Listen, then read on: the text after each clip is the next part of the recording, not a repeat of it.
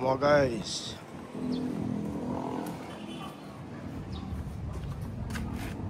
NB350 unit natin. Lagyan natin ng mating, harap lang. Tapos seat cover, harap lang. Tapos itong ceiling, ano,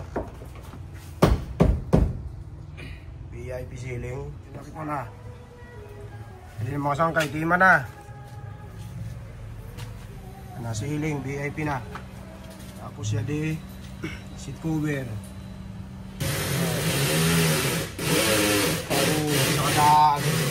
Sa kulo sa yung seat cover. Okay. Tapos ididigin, matingin dili ato bangan, no. Dili sa gutok.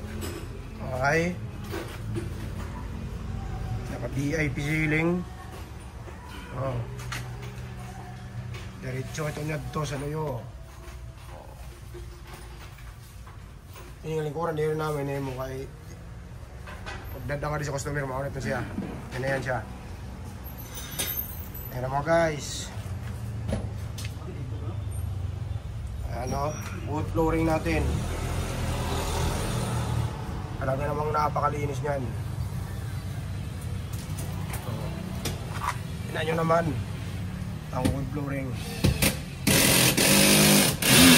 Napakalinis niyan.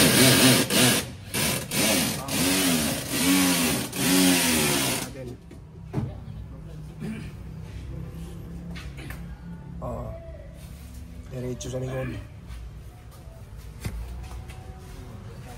Tapos yung ceiling, VIP.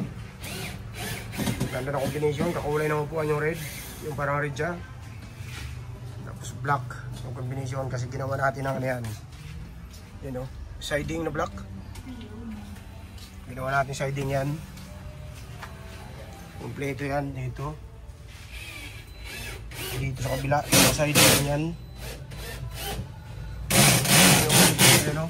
Yung black pintuan sa likod, naka-siding yan mga guys. Itsura mga guys. Ito ang ginawa natin ng seat cover. Binagay na lang natin sa kulay dito sa puwan niya nang dinala dito. Ayan, ginawa namin to. Pagkaganda ng kulay. So mga guys, kung gusto nyo pagawa ng ganito, parang itong flooring na to, wood flooring, tawagin yan. Ayan o.